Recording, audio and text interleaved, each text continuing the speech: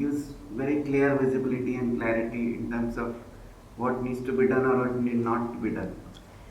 But when I go back to the world, suddenly I'm in my own reactions again. Entire thing is lost. So what is it there to maintain when you go in the outside world, when you go into the office or when you go and interact with the people? What is there to be maintained and how to do that? That comes later. If there is indeed great clarity here as we sit and talk, then what happens later when you move out into the so-called regular world will be easily taken care of on its own. That will not be a concern. So let's limit ourselves to ascertaining whether there indeed is clarity at this point. If things are clear as you sit here, things would remain clear even after you move out of this hall. If you find confusion and lack of clarity when you move outside this hall or after you have just finished a session, it is because the clarity that apparently was there during the session was not total. It was a false clarity. Real clarity is not time dependent. Real clarity does not disappear when situations change. And real clarity is not a matter of somebody's physical presence. Clarity, by definition, is that which always is. Murkiness arises and falls. Clouds come and go. The clear sky always is. So, nothing can provide clarity to the sky. Clarity is not provided. Clarity remains even when the clouds are there. It is just that it gets a little obfuscated, covered. Yes? It's the clouds that we must be bothered about. As we sit here, it is a great opportunity to clear the clouds. Are we utilizing that opportunity? The sun may shine brightly, and because the brightness is great, one may feel that the sky is clear.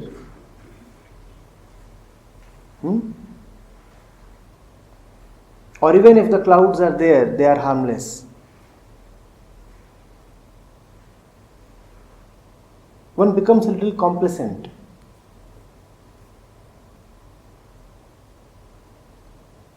One feels as if one is at the destination. One feels as if the goal has been achieved. But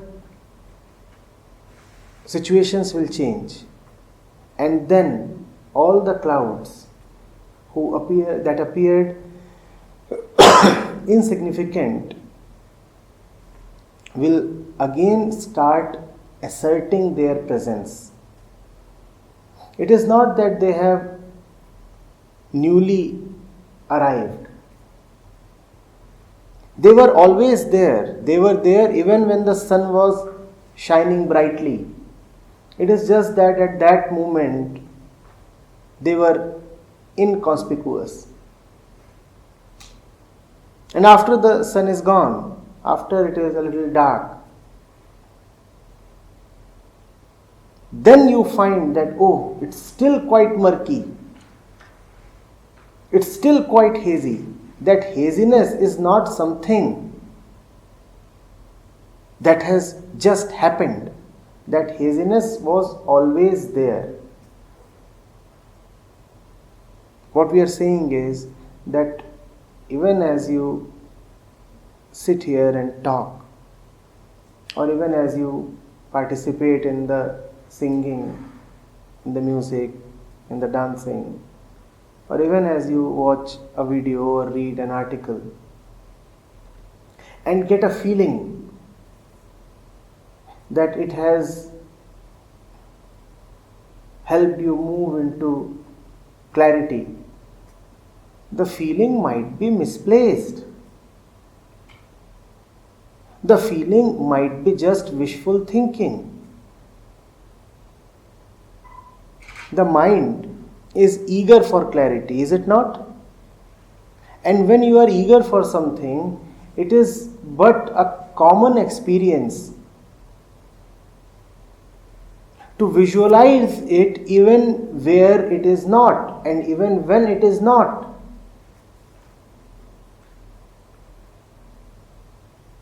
We know of that very common phenomena that we observe in heated deserts. Right? Mirage. You see water where it is not. Now, two things are responsible for the occurrence of that phenomena. One, obviously, that the surface of the earth has become very hot. So there is what we call as total internal reflection.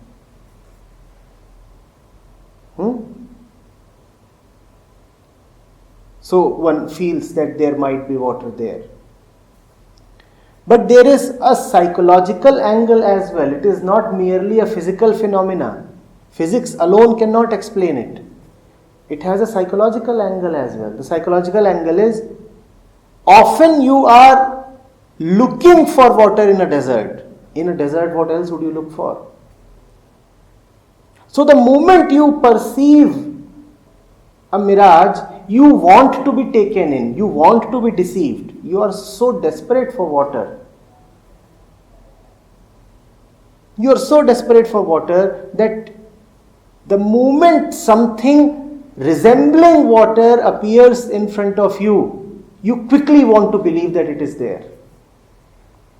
If you will go to physics, physics will just talk about total internal reflection. Physics will say this is how it happens.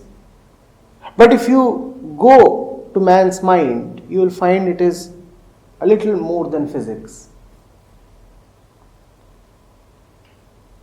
In fact, men and animals have been known to give up their lives chasing this false water.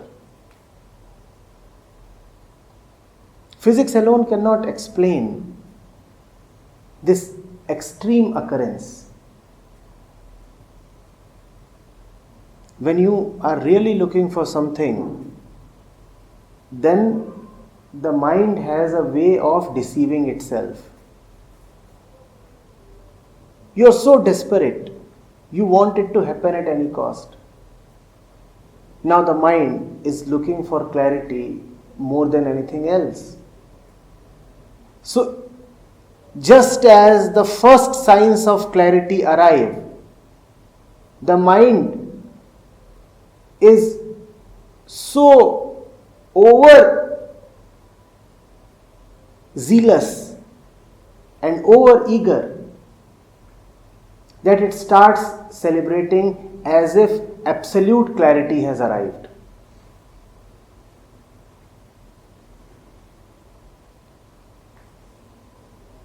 You see, recently there were elections in a particular state.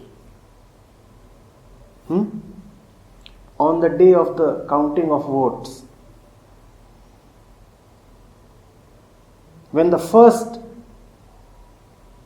signs came in, when the first news came in, it appeared that one particular party had taken the lead. Now the counting is not yet complete.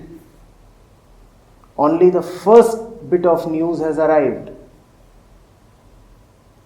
But the party workers at the party headquarters started celebrating as if they have gained an absolute majority and their own government has taken oath.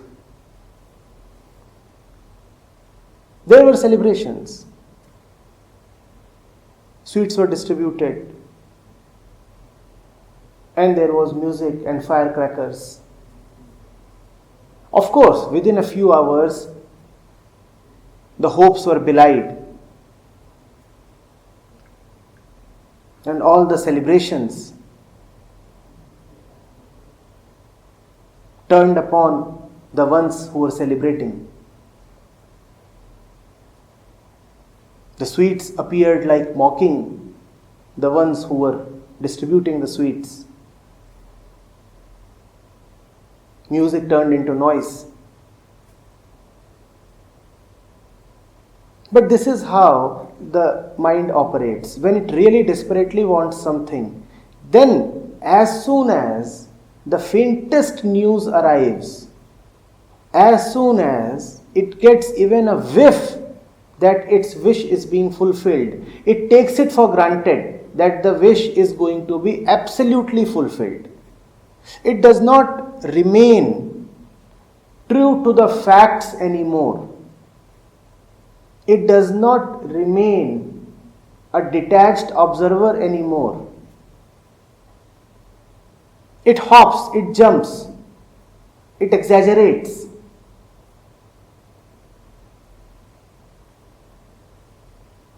It goes beyond the fact. It extrapolates.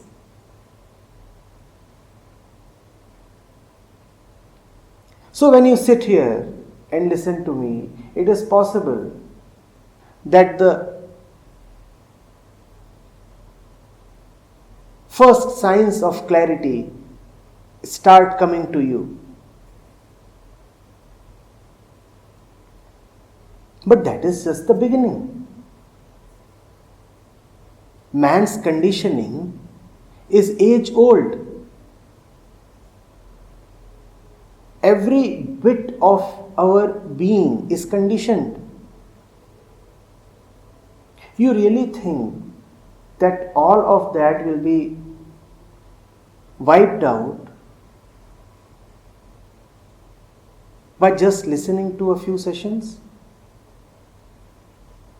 That cannot happen. That will require a lot of persistent presence and effort. But we are quick to jump the gun. We are over eager to declare, announce, celebrate, and hence escape the effort. If the destination has been reached, then no more effort is needed. So it is good to quickly announce that the destination of clarity has been reached. It has not been reached. The clouds are still there. It's all yet hazy up there, rather in here. You must therefore really look at the mind. Have the doubts really been cleared? And if they have not been cleared, keep asking. Don't just push yourself into a make-believe world of clarity. Don't start imagining that which is not yet there for you. I am amused often.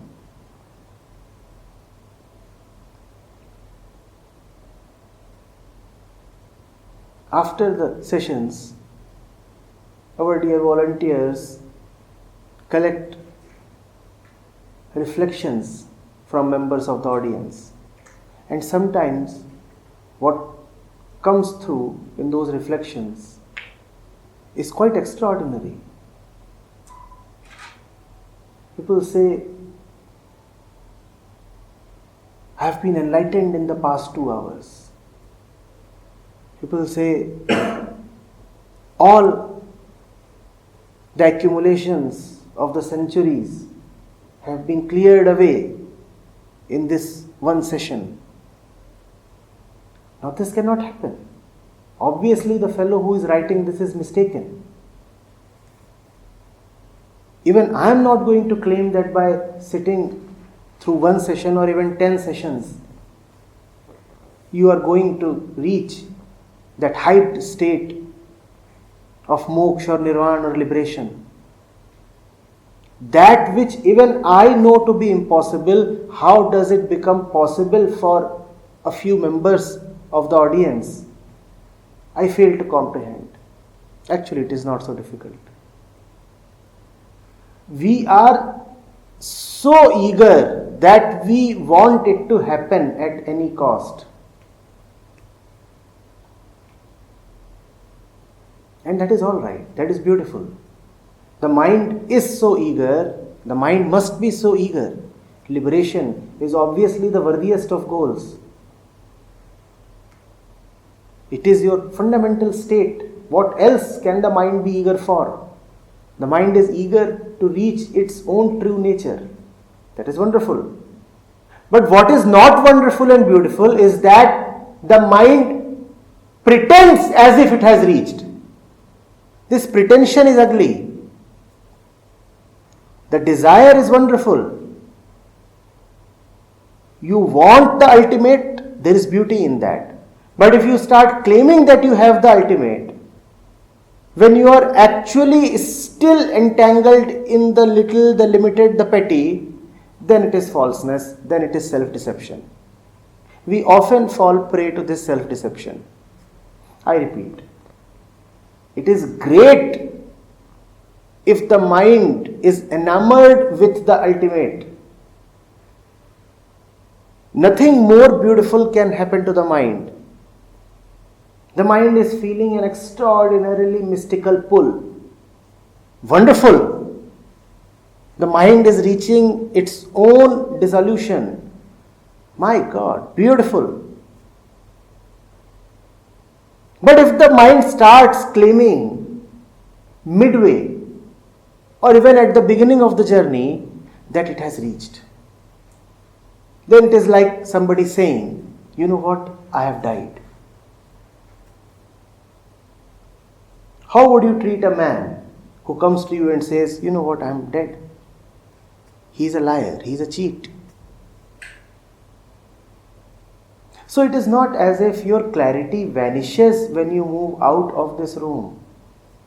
It is just that the clarity is still not total even when you are in the room. Now this room is a great opportunity. And you have a beautiful desire in your heart. That which is happening to you is most auspicious. You want clarity. First of all, there are not many who consciously know how eager and desperate they are for this clarity. You know that. And that is so wonderful. Now that you know that, do justice to yourself. Remain true to your inner demand. Your inner demand is clarity. Now remain true to it. Now that you have received the blessings, keep proving that you deserve the blessings. How do you keep proving that? By not pretending that you have clarity unless you actually have it. Those who start believing that they have reached their goal when they are still midway are condemned to stay midway and never reach their goals. Midway, you should honestly accept that you are still midway. Midway, do not start claiming that I am at my home. You are not yet home, sir. Not yet home. And if you start claiming that you are home, then you will remain homeless for longer than you would like to. So here in the sessions, don't quickly hypnotize yourself. Don't quickly start celebrating. At the cost of being misinterpreted, I would even say remain a little cynical. Even when so-called clarity asserts itself, even when it appears that there is a lot of evidence to suggest that everything is clear, still doubt. Maya hides. Kabir puts it very beautifully. He says, even when the doubts, the Maya, the confusion appear to be dead, do not trust the dead one. The moment you turn your back to this dead one, it will start breathing. It has not really died. Your doubts have not really been dispelled. They are still there. Maybe they have gone into hiding. Maybe they are dormant. Maybe they are hibernating. The seeds have still not been burnt. That is why in India we have a beautiful word for total annihilation. It is called reaching the state of nirbij. Nirbij samadhi. What does nirbij mean? Even the seeds have been burnt down. Now, unless even the seeds of doubts have been burnt down, do not think that you are free of doubts. Do not think that you are free of Maya.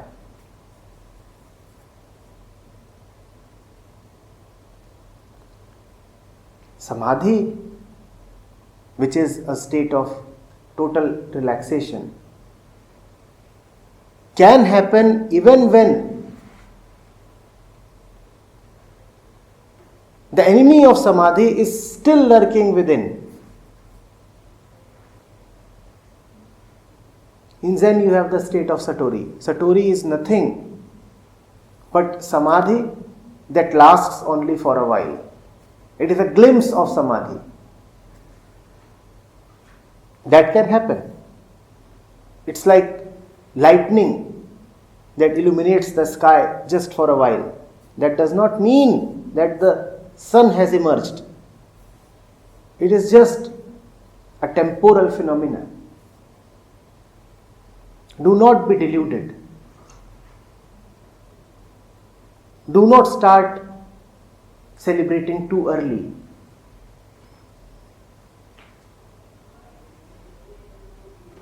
Keep doubting and keep asking till you feel that now there can be no more asking. The questioner, the asker, the doubter, the cynic is now totally exhausted. Even if he intends to doubt now, he has no energy left to doubt. Only then must you celebrate. Incidentally, now there is nobody left to celebrate. Now there is only a general celebration. Nobody in particular left to celebrate. Nobody to take credit. Nobody to say it is my individual and personal celebration because I have gained clarity. The one who could take credit of clarity is himself the doubt. The one who wants to feel that he is now clear of all doubts is himself the patron of all doubts.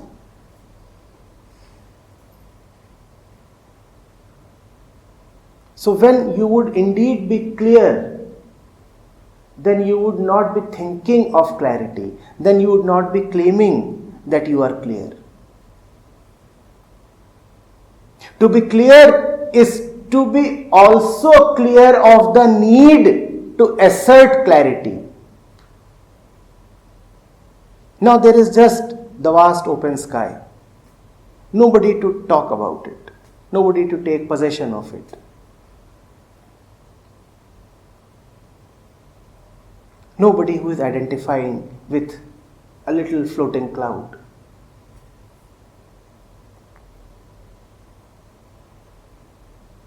Are you getting it? Keep asking, keep digging. There might still be seeds inside somewhere, so keep digging. Keep digging till you are exhausted. The only proof that no more seeds are left is that you would be no more left to keep digging. As long as you are there to keep digging, because the seeds are still there. The one who digs is himself, I repeat, the one who nourishes the doubts, the one who is the patron of all doubts. So don't sit here as if you are devotees. Ask. And you should be very clear here what I am advising. I am not asking you to be stubborn about your position. I am not asking you to enter into a debate with me. Instead, I am asking you to look clearly at yourself and see that doubts, confusions, haziness exists. Where it exists, speak it out. Where it exists, expose it. Expose it so that we may look at it. We may explore it. We may know its nature, its constitution, its configuration. That is what I mean by keeping the discussion alive. Don't get convinced too early and too easily. That is what I mean by remaining a little cynical. But by that, I do not mean that you should turn this discussion into a clash of egos. I do not mean that you should start matching your opinion against somebody else's opinion. That would then just be a game of petty, self-centered violence. What I am saying is, unless you feel totally one with what is coming to you through me, don't pretend as if you are one with it. I am asking you to put yourself through a most grueling test. When you listen to this speaker, do you really feel as if you are speaking? Do you really feel one with the speaker? Do you really see no difference between you and me? Only then there is clarity. Otherwise, it is somebody else's opinion that you are needlessly internalizing. A telltale sign of clarity is whatever I would say would appear known to you. You would feel as if it is your own words that I am mouthing. You would then feel it is your own face that I am reflecting. You would feel as if you already are one with everything that I am saying.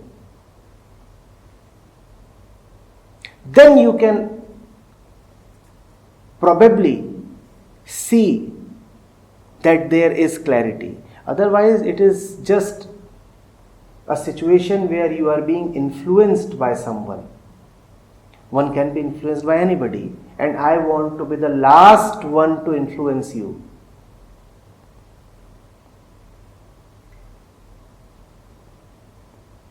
Are you getting it? And if you're not getting it, don't just nod to please me or to please yourself.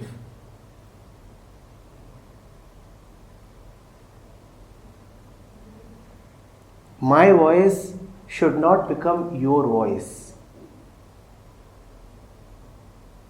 Instead, you should see that I am speaking in your voice, and these are two different things. Don't start wearing my voice. Instead, see that what appears like my voice is indeed your voice.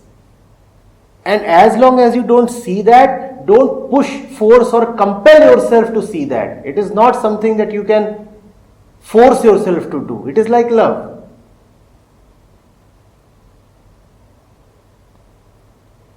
There can be no compulsion in it. Wait, sit patiently. Let that moment arrive. It does arrive. And till it does not arrive, don't prematurely announce that it has arrived.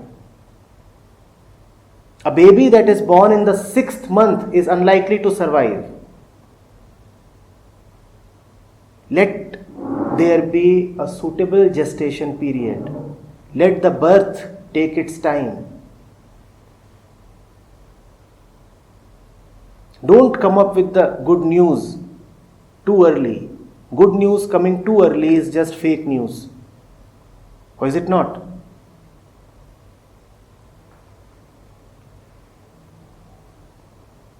Keep asking, keep asking.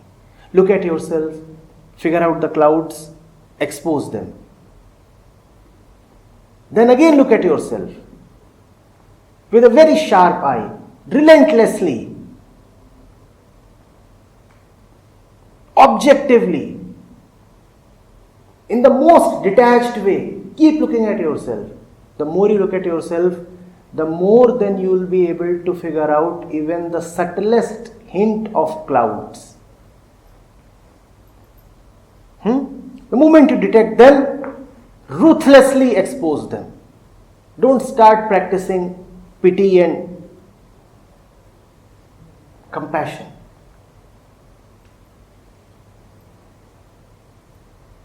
Be very hard-hearted, like a butcher, or like a soldier hunting for the enemy. The moment you detect the enemy, inform, expose. This is not the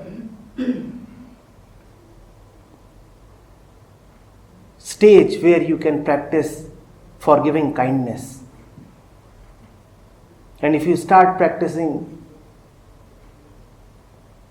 kindness and forgiveness here, then you will not be forgiven.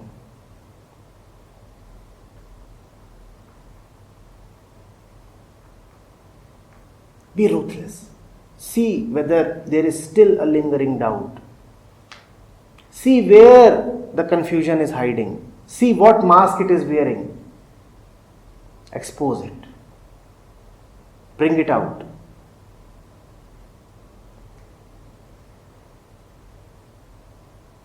Then there is the possibility of real clarity. Such clarity does not diminish after you walk out of this house. Such clarity does not diminish when you go to your shop or to your office, or you face your family, or you go to the society. Such clarity is then timeless. Such clarity is then absolutely reliable. You cannot lose it. But only such clarity that has come after passing through fire. Everything that can be burnt down by the fire of inquiry must be burnt down. Only then, only absolute clarity will remain. Everything else is burnt down, exposed, revealed, gotten rid of. Yes? One sharing. Whenever I ask a question, I really cannot listen. Whatever you have spoken. If I have asked a question, like he or somebody else asks a question, I might listen something. But if I ask a question, I cannot listen. Why? Because first of all, I fabricate in my mind, and at the particular moment, whatever you have spoken is gone. So in the morning session, whatever you had spoken and whatever I had asked, I was considering myself pretty smart, maybe center of attraction, that such a heavy question I am asking and the crowd will be amazed or blah blah. And after that, whatever you had spoken, nothing was remembered. After that, I interpreted that you have said, let it go. Now, for 1 or 2 days, I will say, okay, I have got the answer, let it go. Now, this temporary answer I have, but again, after 5 days, this clarity, or as he was saying, it is gone. So that's what happens. Nothing to worry. Yeah. Because whosoever is the person asking the question, the fundamental question is always the same. So even if you listen to a response that is coming to a question posed by somebody else, you are actually listening to a response that is specifically addressed to you only. The questioner might be him or her or her. The questioner is actually you. The answer might appear to be given to her or to him or to him or to him, but the answer has actually been given to you. The answer is always given directly only to the one who is listening. It doesn't matter whether or not he verbalized the question. The answer may come out of any particular person. Are you getting it? The answer might be given to any particular person. The question might arise out of any particular person. But the question and the answer always belong to the one who is listening. It is a strange thing. There might be somebody here who doesn't ask a single question, but all the questions may belong to him if he is listening. There might be somebody here to whom ostensibly not a single answer is addressed, but all the answers are for him if he is listening. And there might be somebody who is ostensibly engaging me in many questions with a lot of conversations, but he has not participated at all. He has not even been present in this hall if he is not listening. All of this is for the one who is listening, right? So it doesn't matter whether or not it is your personal question. You just keep listening. So this will to inquire, the will to know really what the fact of the matter is it a quality? Is it It is one's nature. Are you really ever satisfied and settled before you reach the root of any matter? So it is man's essential nature to get to a point where no more inquiry is possible, to get to a point of total certainty. Only then you can relax. If still there is possibility of doubt, how will you relax and sleep? Man wants to relax. Relaxation is possible only when there is a total disappearance of anything that is unknown. Unknown in the sense of being harmful. Unknown in the sense of being alien. till the point you do not feel that you have reached your home, where everybody is a relative, where everybody is a loved one, where there are no strangers, you will not be able to sleep easily. Man needs security. Security is our most fundamental requirement. That is why I call this security as our nature. If there is something that you just cannot do without, then you do not call it a demand. You call it yourself. You call it your nature. Man just cannot do without security. You may compel yourself to live in insecurity, but then you would be living in some kind of a hell. So, keep asking. Only when the doubts have been cleared, right till the fundamentals, right till the level of the seed, will you be able to sleep properly. Otherwise, you will just keep in shallow sleep. That is no good. You will keep having nightmares. You will keep just waking up.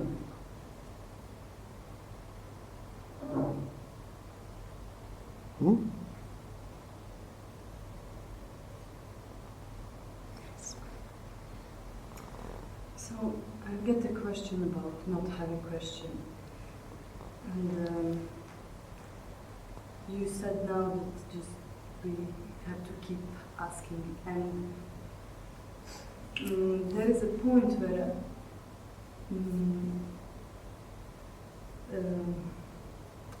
no answer is satisfying to me. I mean, everything resonates, but it's like mind stuff, like questioning or answering something that is coming from the mind in the shape of question, and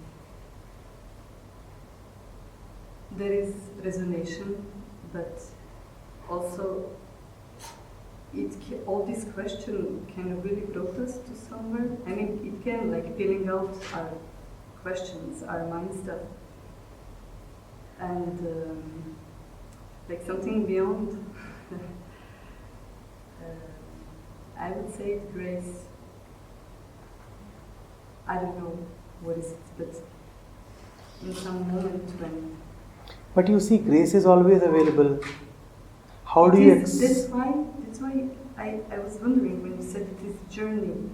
You need to put effort. Maybe effort in cleaning these illusions, conceptions, and so on. But sometimes even that question that you're answering to somebody, it just opens to just, I don't know, somebody good. But for that you must be present, you must listen. You see, grace is always present. How then do you explain that most of us hardly ever receive it? Grace is always present, yet we continue with our miserable lives, don't we?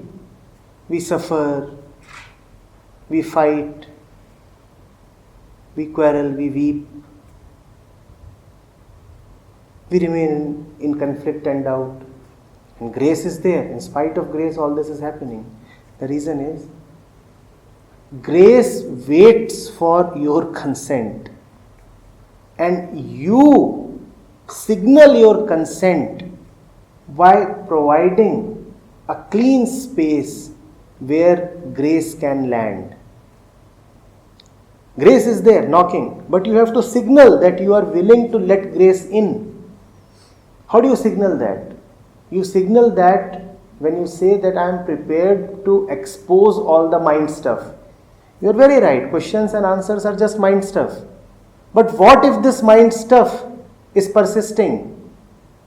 And when it persists, do you just reject it, dismiss it by calling it mind stuff? No. When it persists because it means more to you than mere mind stuff. Then it is very significant for you, is it not? Think of your attachments. When the image of the one you are attached to comes to you, do you dismiss it away, saying that, oh, it is just mind stuff? No. Then it is not just mind stuff. Then it is a matter of your life and death. Think of the one you do not like. Think of the experiences that have found a groove in your memory. Think of the desires that you have from the future. When they arise, are you quick to swat them away, saying, oh, just mind stuff? That does not happen. So mind stuff masquerades as something else, as something important, as something significant. Expose it.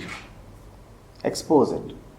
When you expose mind stuff, then it is exposed as mind stuff.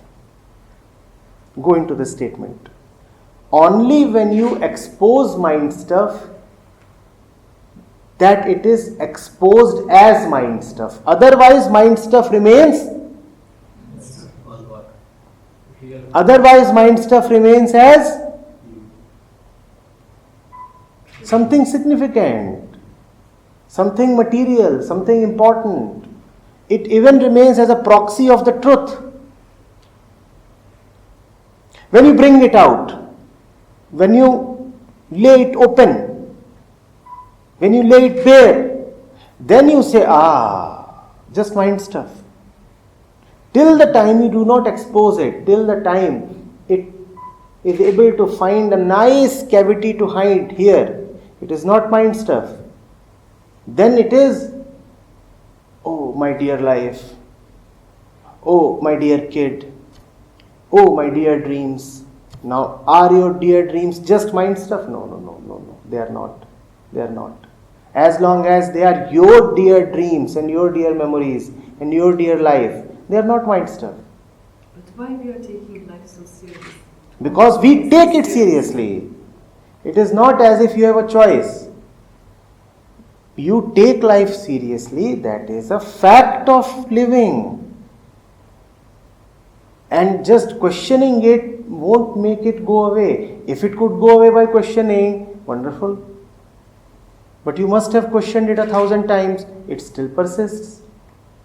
If you are asking, why do we take life so seriously? I'll say, because we take it seriously. That seriousness is a fact.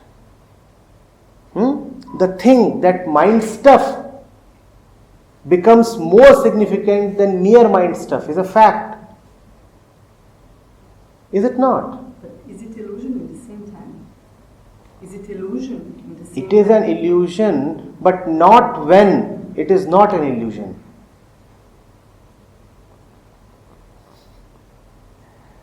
An illusion is an illusion only when it is not an illusion. Please understand this. As long as the illusion captivates you, as long as the illusion appears real, is it an illusion? So when is an illusion an illusion? Only when it is exposed as an illusion. That is why I am saying expose your doubts. When you expose your illusions, only then you see they are just illusions. Otherwise they are not illusions. They are reality, they are dreams, they are life, they are truth, they are God. They are something. Expose them.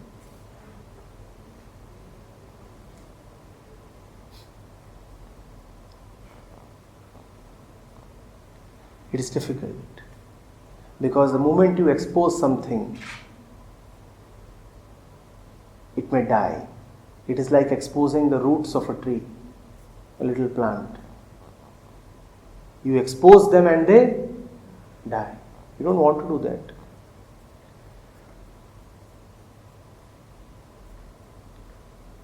becoming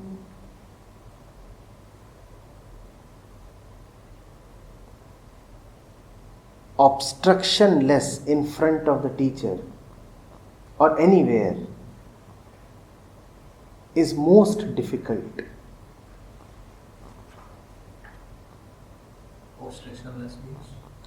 A psychological nakedness, exposing yourself totally in the psychological sense, removing all the barriers that there are between you and the teacher is a most essential prerequisite and also the least fulfilled prerequisite. One does go to the teacher, but along with a lot of clothes. Psychological layers of protection. One doesn't want to expose his true colors. The colors might fade away.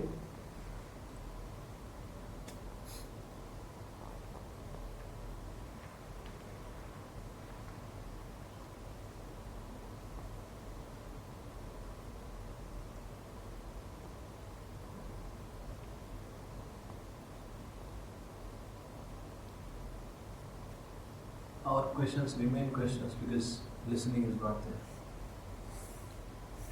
Because you want questions to remain. If questions won't remain, what would happen to the questioner?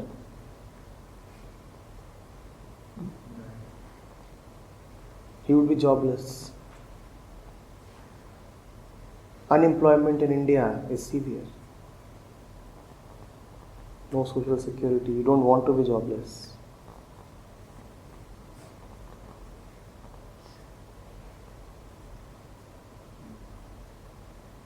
One must have something to do, right?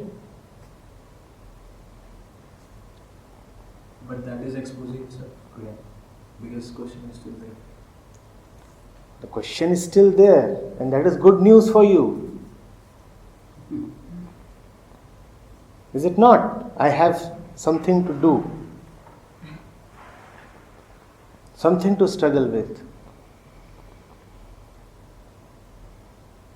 In fact, the more capable the teacher is, the more reasons you will have to stay with the doubts, to hide the doubts, to protect them. Because you will know the moment you expose the doubts, they will be cleared. So the only way to keep the doubts alive is to hide them, not expose the doubts.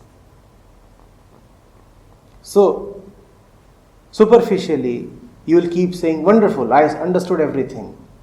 What a great statement, I completely agree. A lovely discourse, I was swept away.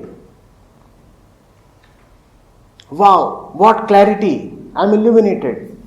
And within, you will be hiding all your doubts and questions. Then next time we meet same question. Yeah, so that you survive till the next time. Otherwise, one good discourse is your last discourse. You want to live till the next time. You want to come to the next session. Otherwise, any good discourse is going to be the last one. Then you cannot come to the next session as a questioner or a seeker. You can come as a friend. You can come in a loving way. But you cannot come in a probing way. You cannot come sniffing for answers. Where are my answers? Where are my answers? You will then come confident like a man. I have come to hug you.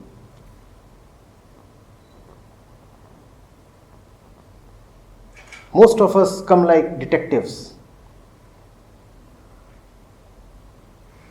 Detective talks. This place then becomes the venue of a treasure hunt. Where is the moolah?